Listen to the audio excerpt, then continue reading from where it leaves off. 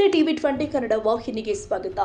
ಮಾನ್ವಿ ತಾಲೂಕಲ್ಲಿ ನಕಲಿ ಜೋಳ ರೈತರ ನೋಂದಣಿ ದಂಧೆ ಹೆಚ್ಚಾಗಿದ್ದು ಸರ್ಕಾರ ಕೂಡಲೇ ಇದನ್ನ ಪತ್ತೆ ಹಚ್ಚಿ ನೈಜ ರೈತರಿಗೆ ಅನುಕೂಲ ಮಾಡಿಕೊಡಬೇಕು ಅಂತ ಬಿಜೆಪಿ ರೈತ ಮೋರ್ಚಾದಿಂದ ಮಾನ್ವಿ ತಹಸೀಲ್ದಾರ್ಗೆ ಮನವಿ ಸಲ್ಲಿಸಲಾಗಿದೆ. ಸರ್ಕಾರದ ನಿಯಮಗಳೇ ಬೇರೆ, ಆದರೆ ಮಾನ್ವಿಯಲ್ಲಿ ನಡೆಯುವ ನಿಯಮಗಳೇ ಬೇರೆ. ಯಾಕಂದ್ರೆ ಭತ್ತ ಬೆಳೆದ ರೈತರ ಜಮೀನಿನಲ್ಲಿ ಜೋಳ ಬೆಳೆಯಲಾಗಿದೆ ಅಂತ ಜಿಪಿಎಸ್ ಮಾಡಲಾಗಿದೆ ಎಂದು ರೈತ ಮೋರ್ಚಾ ಮಾನ್ವಿ ತಾಲೂಕು ಅಧ್ಯಕ್ಷ ರುದ್ರಪ್ಪಗೌಡ ಆಕ್ರೋಶ ವ್ಯಕ್ತಪಡಿಸಿದ್ದಾರೆ. ನಿಜವಾದ ರೈತರಿಗೆ ಅನ್ಯಾಯವಾಗ್ತಾ ಇದ್ದು ಆಂಧ್ರದಿಂದ ಜೋಳ ಖರೀದಿ ಮಾಡಿ ಮಾನ್ವಿಯಲ್ಲಿ ಅಕ್ರಮ ದಂಧೆಕೋರು ಜೋಳ ಬೆಳೆಯಲಾಗಿದೆ ಅಂತ ನೋಂದಣಿ ಮಾಡಿಸಿದ್ದಾರೆ. ಈ ಅಕ್ರಮ ದಂಧೆ ನಿಲ್ಲಬೇಕು ಅಂತ ಕಿಡಿಕಾರಿದರು.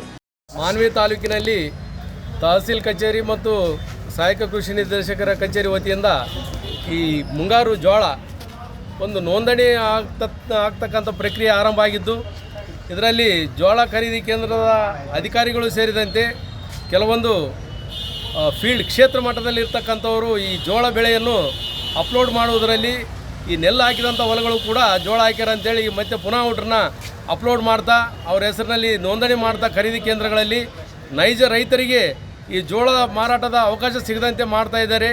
ಈ ಕಾರಣಕ್ಕಾಗಿ ಇವರೆಲ್ಲರೂ ಕೂಡ ಪಕ್ಕದ ಆಂಧ್ರ ಪ್ರದೇಶದಿಂದ ತೆಲಂಗಾಣದಿಂದ ಜೋಳಗಳನ್ನು ಖರೀದಿ ಮಾಡ್ಕೊಂಬಂದು ಈಗಾಗಲೇ ಮಾನ್ವಿ ತಾಲೂಕಿನಲ್ಲಿ ಸ್ಟಾಕ್ ಇಟ್ಕೊಂಡಾರ.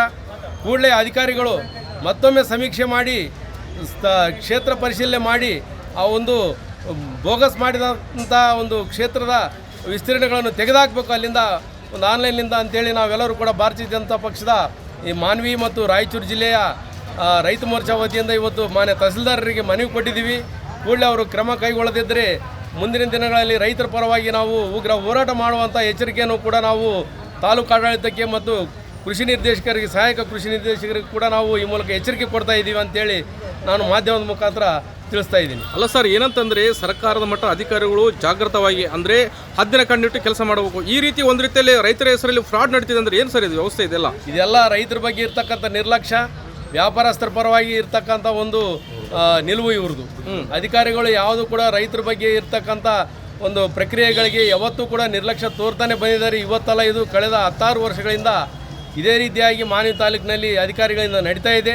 ಇದು ಇಲ್ಲಿಗೆ ಕೊನೆ ಆಗಬೇಕು. ಇಲ್ಲದೇ ಇದ್ದರೆ ಭಾರತೀಯ ಜನತಾ ಪಕ್ಷದ ವತಿಯಿಂದ ಮುಂದಿನ ದಿನಗಳಲ್ಲಿ ನಮ್ಮ ರೈತ ಮೋರ್ಚಾ ವತಿಯಿಂದ ಉಗ್ರ ಹೋರಾಟ ಹಮ್ಮಿಕೊಳ್ಳಲಾಗುವುದು. ತಾಲೂಕಿನ ಜೋಳ ಖರೀದಿ ಕೇಂದ್ರದಲ್ಲಿ ಒಂದು ಅಕ್ರಮದ ಸಂಬಂಧವಾಗಿ ನಾವೊಂದು ಇವತ್ತು ಮೆಮೊರಾಂಡಮ್ ಕೊಟ್ಟಿವಿ.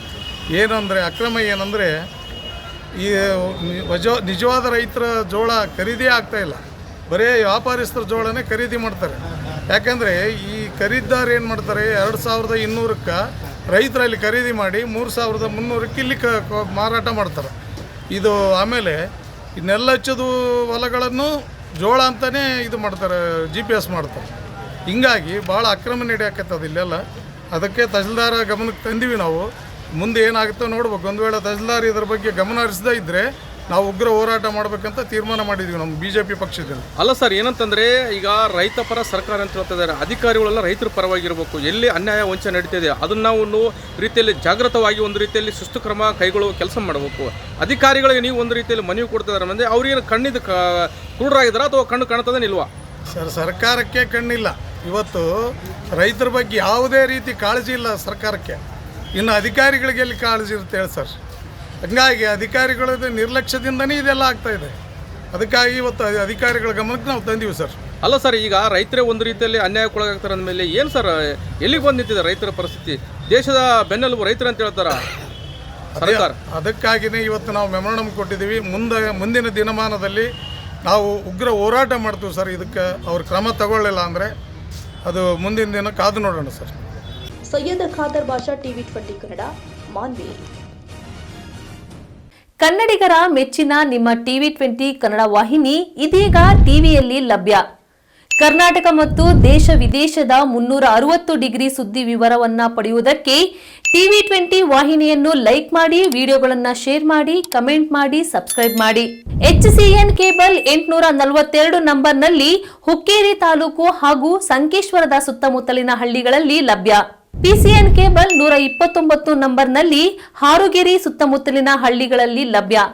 ರಾಯಬಾಗ್ ಡಿಜಿಟಲ್ ಚಾನೆಲ್ ಕೇಬಲ್ 80ನೇ ನಂಬರ್ನಲ್ಲಿ ರಾಯಬಾಗ ತಾಲೂಕಿನ ಸುತ್ತಮುತ್ತಲಿನ ಹಳ್ಳಿಗಳಲ್ಲಿ ಲಭ್ಯ. UDCN ಕೇಬಲ್ ನೆಟ್ವರ್ಕ್ ಉಗಾರ ಸುತ್ತಮುತ್ತಲಿನ ಹಳ್ಳಿಗಳಲ್ಲಿ ನಿಮ್ಮ ಟಿವಿ20 ಕನ್ನಡ ವಾಹಿನಿಯೂ ಲಭ್ಯ.